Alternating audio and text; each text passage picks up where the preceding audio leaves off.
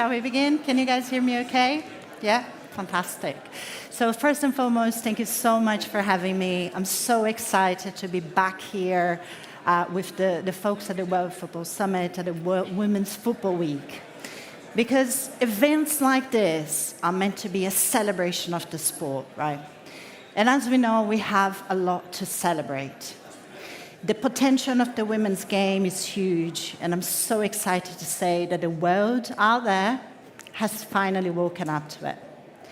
But we still have a lot of work to do, don't we? Because every other day, we're still hearing about stories. Stories about pitch conditions that are putting players at risk. Stories about the average salary of a football player being just $10,000 a year. Let that sink in for a minute. And stories about, governing bodies and national teams disputing over bonuses and beyond. So you know what I'm talking about. From one side, we have this incredible product right here in front of us. But on the other hand, we are left asking ourselves, why isn't change happening quicker? And to me, the answer to that is right here in this very room. Because whilst we are here, there is still not enough women sitting at the tables where the key decisions are being made. If you just look at the makeup of the governing bodies, clubs, federations, the boardrooms, if we want to grow the game exponentially, deliver the type of fun experience that our fans deserve, we just need to have more women making decisions about the women's game. And this is my ask to you. As we finish this wonderful conference and we come back to our desks next week, let's support one another, right? Let's lift each other up as we climb. Because in the end of the day, change will come from people like you, people like me, and women like us. And at the heart of all of it is our fun experience. So without further ado, let's bring on our wonderful panelists into the stage. Sara Toussaint from the TMJ Talent Agency, Rita Ochoa from the AFL Architects, Richard Feuz from the Chicago Stars FC, and Elif Dogan from the AWS. Give a warm round of applause, please, to our panelists. Welcome, guys. How are we doing today? Yes, everyone excited? Fantastic. So Sara, I'm going to come straight to you, and I'm going to jump straight in so we can make the most of the time that we have together, right? So coming to you first, from your vantage point in terms of the talent representation, you've witnessed firsthand that difference between how female players interact with fans on match day. As the game grows and becomes more professionalized, players will have less time. How do you think that a relationship will change? Will it change? And what's your perspective from a talent point of view? Good morning, buenos dias. One of the things I love about the women's game, I used to work at Major League Soccer on the men's side, and we've seen the growth there. I became an investor in the North Carolina Courage of NWSL, and then most recently joined TMJ. And one of the things, and I've also been involved in other American sports, one of the things I do love about the women's side is how much the players value their fans. And to me, that's a big piece of the growth of the game.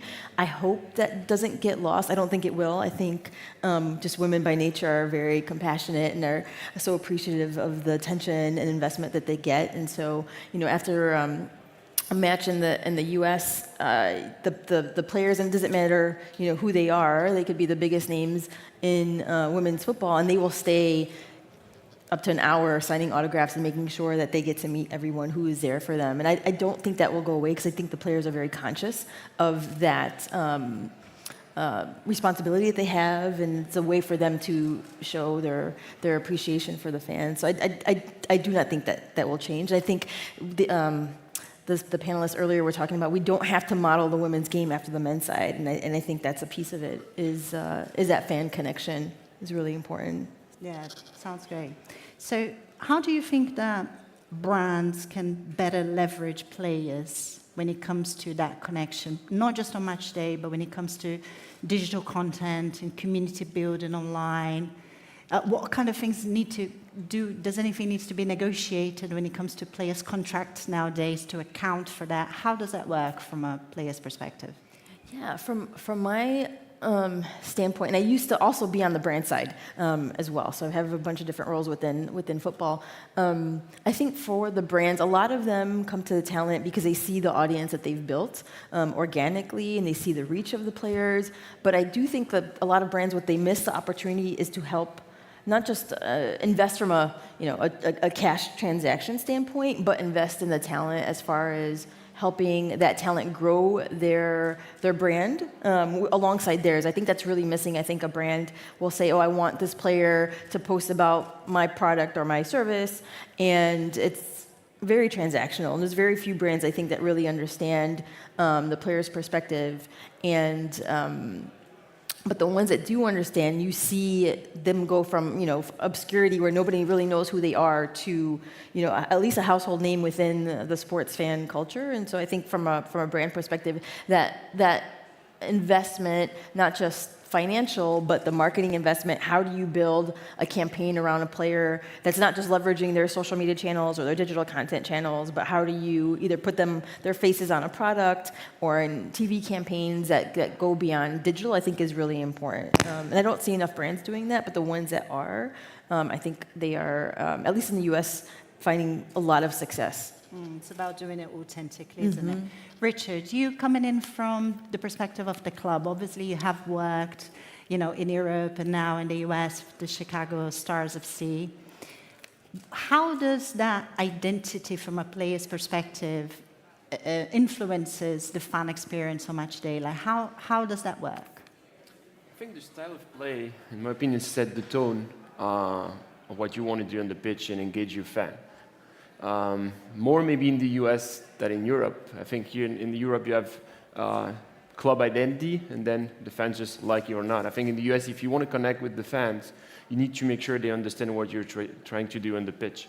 In Chicago, we just are rebuilding a project for now 11 months, and I think it's really important that with 7 professional teams from different sports that we have in Chicago, if we want to be able to not just engage fans, but get the loyalty from those fans, it's important to make sure they understand what we're trying to do. And when I say that sets the tone, and I think if we can get this intensity attacking, if we can get this resilience, this hard work defending, I think if we can share the value for players, not only off the pitch, because in the US it's really important. I think in the Europe we have to also develop that, but also on the pitch, and our fans can connect emotionally with the way our players are fighting on the pitch, and fighting obviously in the good way of this word. I think that can set the tone. So definitely, I strive to work a lot and really closely with my marketing department, because I think as we try to build again a fan base in Chicago, it's important to be transparent with our fan and what we're trying to do in this process.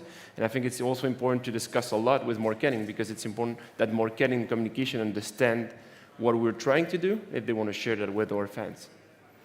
And I guess having a really strong identity is also incredibly important to keep bringing fans back into the game again and again, isn't it? Because we know, as someone in the previous panel was talking about, the frequency of attendance in the women's side is not as frequent as men's side. It's more of a casual visuals, right?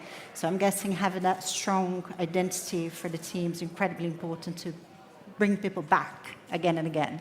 Yeah, for sure. I think we know the habits of Americans to go to the stadium and change to other activities. As I say, in Chicago we have 7 professional teams, 2 baseball professional team, 1 men's basketball team, 1 women's basketball team, 1 American football team, 1 football team, and the Chicago Star in the women's side. So I think knowing that we need to get this loyalty, we need to make sure we can bring back people to the stadium either after a loss or win. And I think that's important to be transparent. We're keen to be as transparent as possible with our fan. I think in all this rebuilding process, we know, and Sara knows that she's from Chicago, Chicagoans are so proud. They're proud fans, and they want to understand what we're trying to do. And I think they're okay to keep supporting the team even if the team is not winning from day one. But I think they want to understand what we're trying to do. And I think the play style, all those kind of details about the value that we want to share. I think the playing style is a value that we can share. It's good to talk about hard work. It's good to talk about resilience. But I think fans want to understand more. They want transparency. And I think not only in Chicago, I think in the rest of the world, I think women football fans are eager to learn. They want transparency. They want to understand what we're trying to do, because I think it's also easier to understand that the team is not winning every single weekend if you understand what we're trying to build. Yeah, exactly. So I guess transparency in communications and making sure that fans understand where decisions are being made when it comes to club, that is incredibly important then, right? Yeah, so, I think when we talk about communication, I think in social media, when we have a good communication and marketing team, we can share only good things. But I think it's also important sometimes to share when we make mistakes, because I think at some point our players are not perfect, we're not perfect in the management role, and I think it's also important to say, well, kind of, we won't say we made a mistake, but we just kind of explain, we should have done that differently. And I think people will also understand that we have human value, because no one is perfect. And I think it's also it's important to share those kind of things to get also this emotional connection, because the loyalty, in my opinion, comes from this emotional connection that we can get with the fans. Incredibly important, isn't it?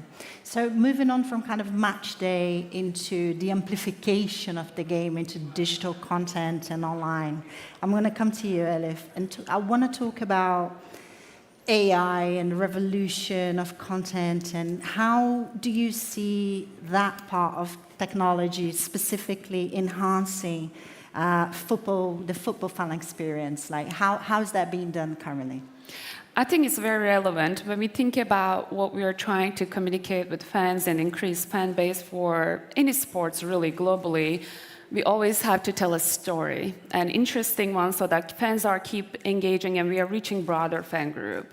So I'm going to look at from a technology perspective. So we work with sports organizations worldwide at AWS, Amazon Web Services, those who doesn't know. And so the way how we approach it is really, how can we use technology as an enabler to achieve goals that, whether it's increasing the fan base or reaching a broader fan group, maybe internationally towards their local language, or creating more personalized experience.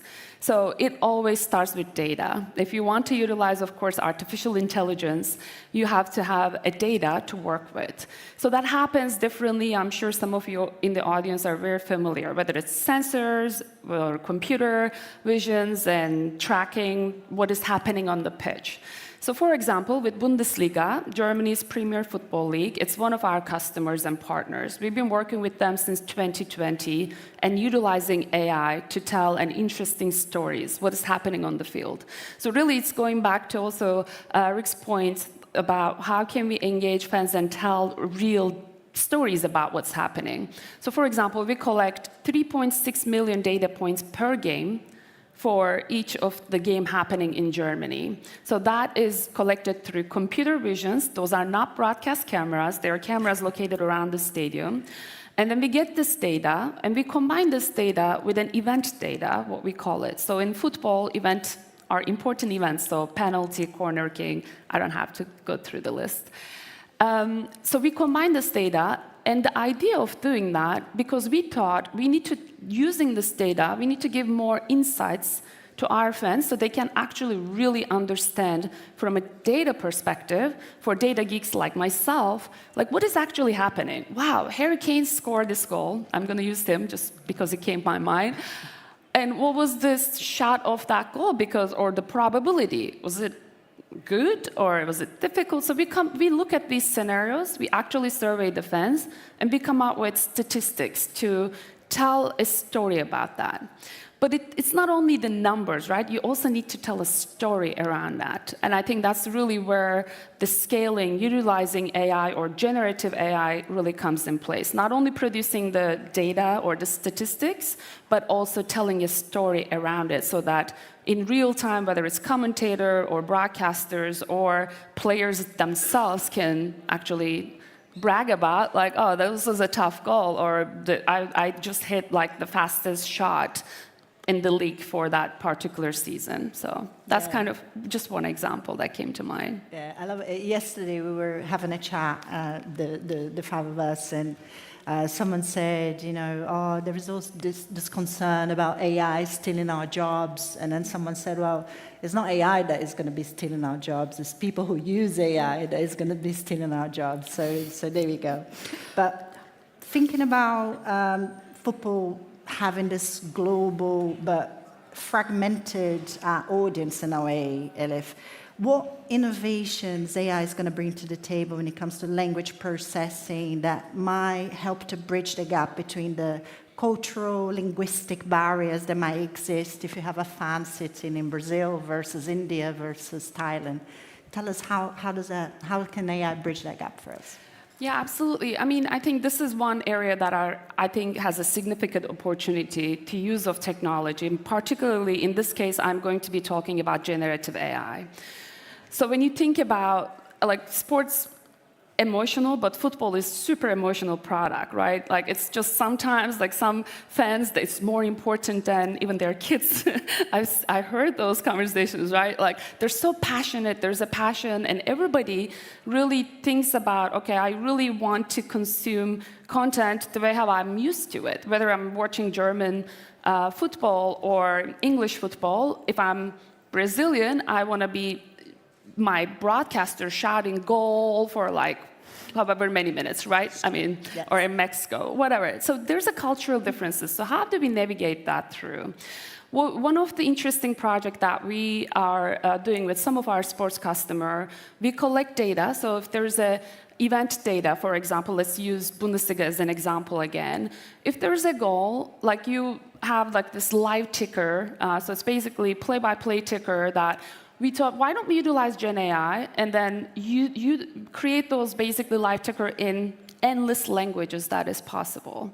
So we know we have to do a little bit more work on the voice side, so we started on the text. So we get the data and we use generative AI to actually create a commentary, not only in multiple languages. So if I'm a Korean, I want to know what is happening as a second screen on the field, or I can follow those commentaries that are purely generated by Gen AI.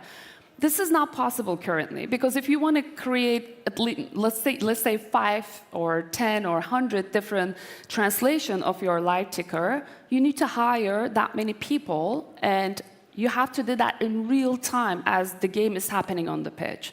So with generative AI, we are able to scale and reach broader fan group and really localizing the experience, and so that fan can connect with what is happening on the pitch more closely.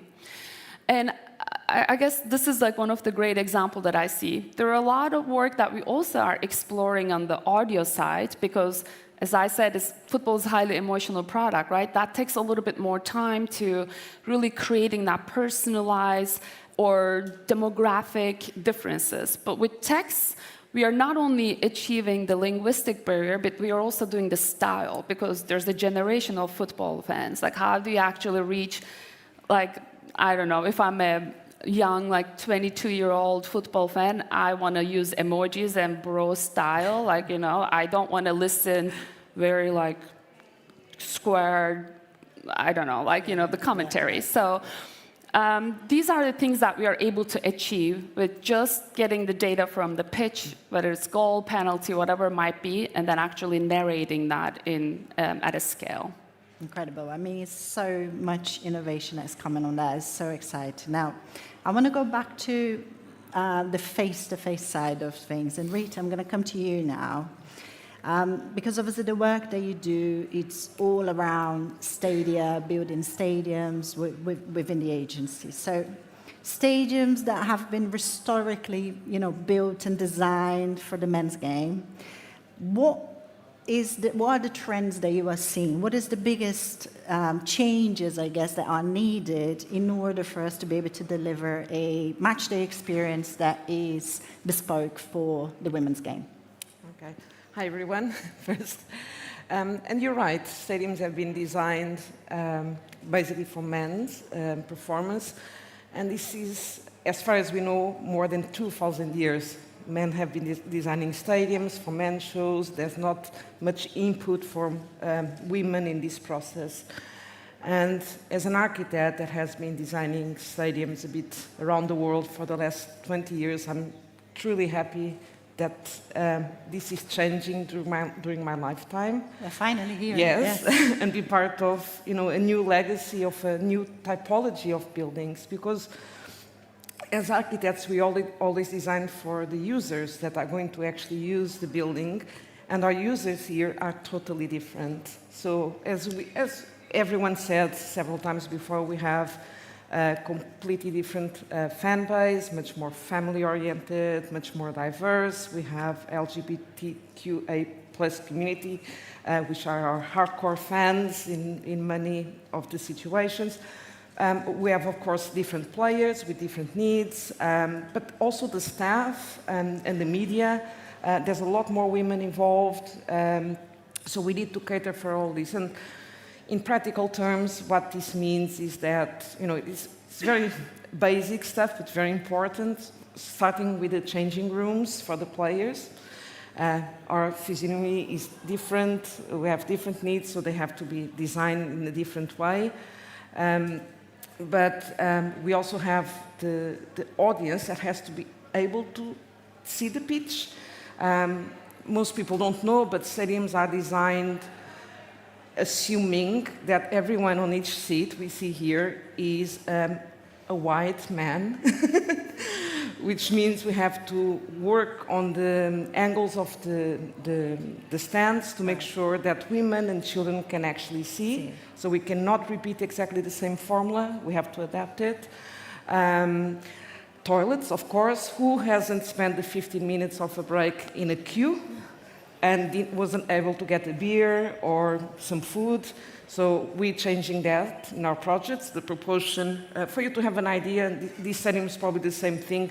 In a stadium, 80% of the toilets are for men and 20% are for women. And that's why we spend so much time queuing.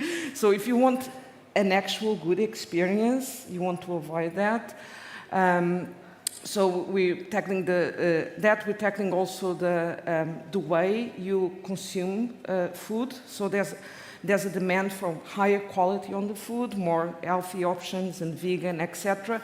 But also, how do you shop? How do you do all that? So we're concentrating on autonomous stores, which is one of your areas, I believe. So that you can have a very smooth experience and not be in a queue. There's also less beer in a stadium. This is very important because the architecture of a stadium does involve about the distribution of beer in the back of house is something. So that's something we don't have to worry as much. There's less violence, so segregation is less of an issue. We can have a much smooth journey. If you want, we're designing stadiums to be 360 degrees, which means you can be here and just walk around without getting to any issues.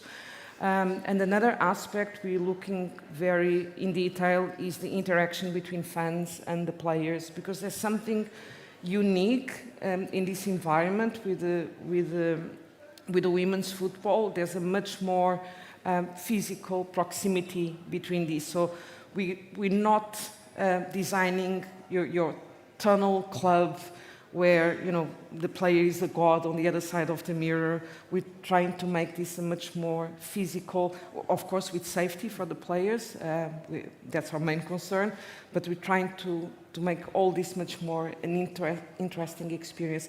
Just to finish this on the premium experiences, I think there's also a different demand.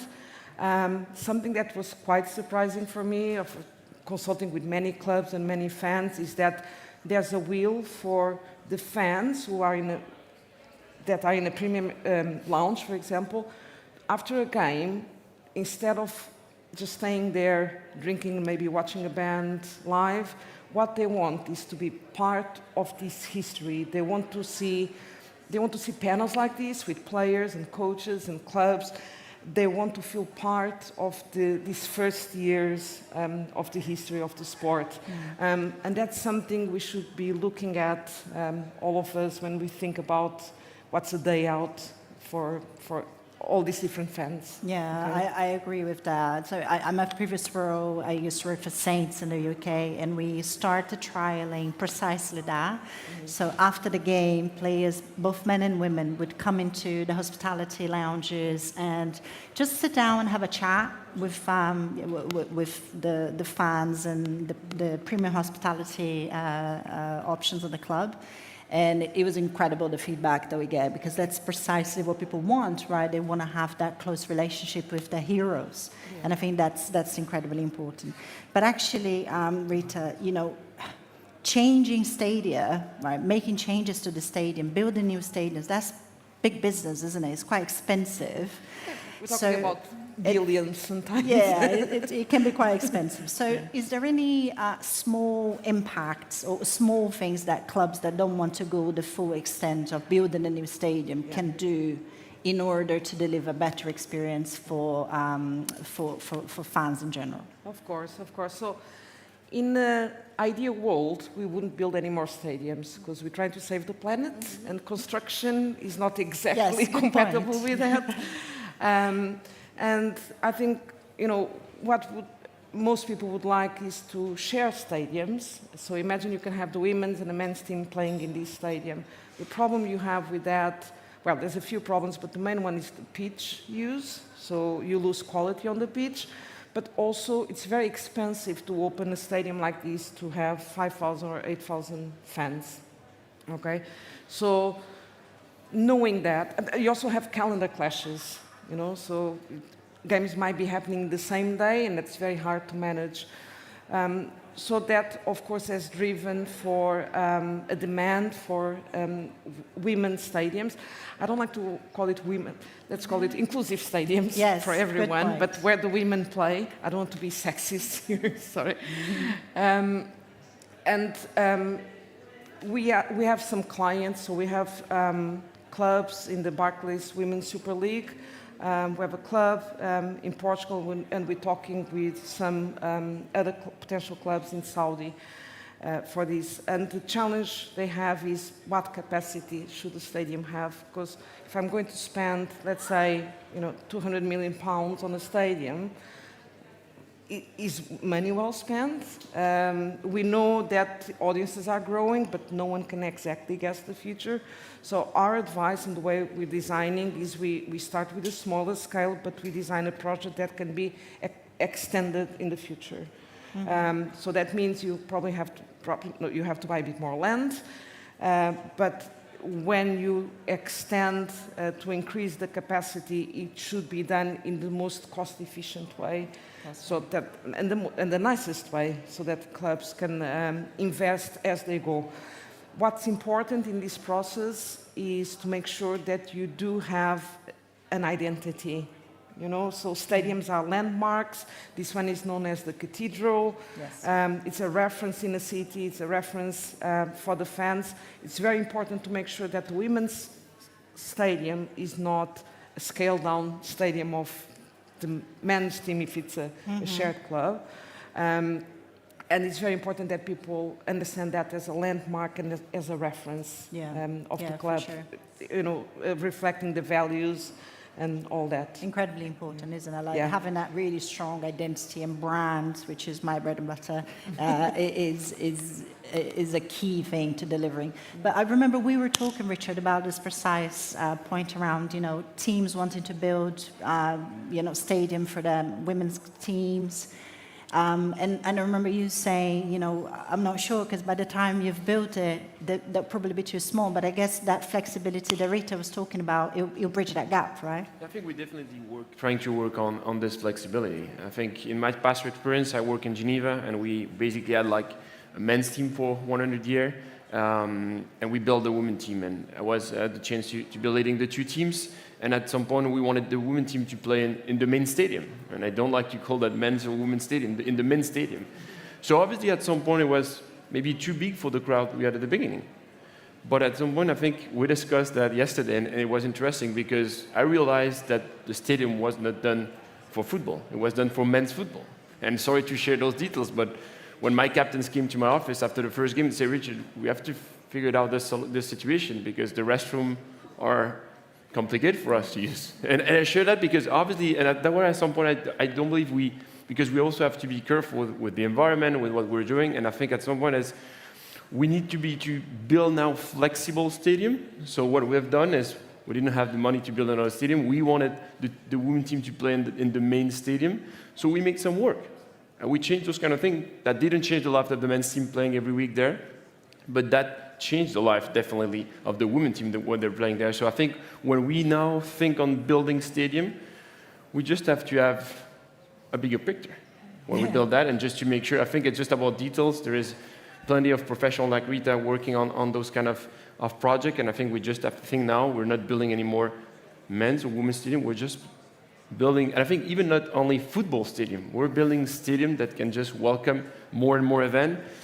When I'm talking about trying to share those events in the same stadium, just about the fact that one of the biggest problems that football clubs have, men's or women's, is that we only use sometimes the stadium 20 or 25 times a year. And I think having just one big venue that can host an event like this is also something. So you have to make it flexible, and not only for men's or women's football, also for other kind of events. So Yeah, I share exactly. definitely what Rita was Particularly saying. when it comes to bringing more revenue into the club, is very important that you are able to use the space that you have throughout the year for other events, whether it be concert, corporate events, and also. So that is a really good point. Sarah, I'm going to come back to you and talk a little bit about personal brands for players. Again, we were talking about earlier around, how perhaps in the past, clubs have been reluctant to allow players really to have an incredible, massive following when it comes to social, because when players move away from the club, they take that following with them. How is that currently changing? Is it changing? And where does the women's versus men kind of sits in that? Yeah. So I see it from multiple perspectives, both from an ownership standpoint as well as being on the talent representation side, and it's a symbiotic relationship. So they need to coexist very healthily. And at least in the United States, we were talking about this earlier. The women in women's sports specifically, but whether it's football or basketball, which is another big sport in the United States. Players may be more popular than the club itself, right? And that's as someone representing an agency that represents talent, that's wonderful and that's really good. But when you're talking about long-term sustainability for the sport or for the league or for the club, it's really important for the club to have a very strong identity too. And so I want to see growth for both, and it's there, but it's really exciting. And what I think is still lacking. And part of that is back to the first panel around investment in clubs. The priority should always be the talent and the resources that support what you see on the field. But to me, I think marketing is very important. I still feel that is very much lacking in women's football, whether it's just globally around the world. And so I think in order for the players to increase their brand value and the clubs to increase their brand value, I think there needs to be a very healthy, collaborative dynamic between those two organizations or those two groups of constituents. And I don't know if people fully understand that, quite frankly. I hope that changes. I think at TMJ, that's something we're really keen on making sure that the players certainly promoted at the club level, but we also know that our players want to be proud of the clubs they play for, and so having them promote the club is equally important. And when you have those two things, then you see like a very harmonious relationship. You see hopefully more brands recognizing that and wanting to invest in both player and club. And club. Mm-hmm. Sounds great. I think we're running out of time, but just in 30 seconds, I'm going to come to each one of you and tell me what is the one. If you had a magic wand into 12 months into the best fan experience, what is the one thing they would like to see happening in the next 12 months to enhance the fan experience in clubs and everywhere else? Who wants to go first? I can go on. I think what I also a little bit advice on that too. Like whatever is increasing the fan base for clubs or individual players, or actually increasing the brand value for better media, whatever might be the goal, always start there and think of technology as an enabler. Whether it's artificial intelligence, Gen AI, whatever it might be, to get you there. I think there's a lot of opportunity to really for players and also clubs, also the leagues, to really increase their brand value with the use of technology. So, but always start, what is the goal and how and if I can utilize technology to get there. And I'd like to see that more and more as an enabler in women's football as well. Thank you, Elif. Richard? Maybe because I'm a positive person, trying to like keep working and keep developing this game. And I think I will say two things. Sometimes we also have to look back. I remember now, 10 years ago, when we started the Women Project in Geneva, whereas in Switzerland, everything was amateur, and now I see like, I was here like a few months ago for the final of the Champions League. I think obviously we have a lot of work in front of us to develop this and to develop the condition of our player, the environment of our player. I think that's one of the priority, making sure the environment is safe. But sometimes it's also interesting to just look back and see all the progress that has been done in women's football, thanks to our player, thanks to our staff. I think that would be the first thing. And then the second thing would be maybe stop comparing all the time like women's and men's football.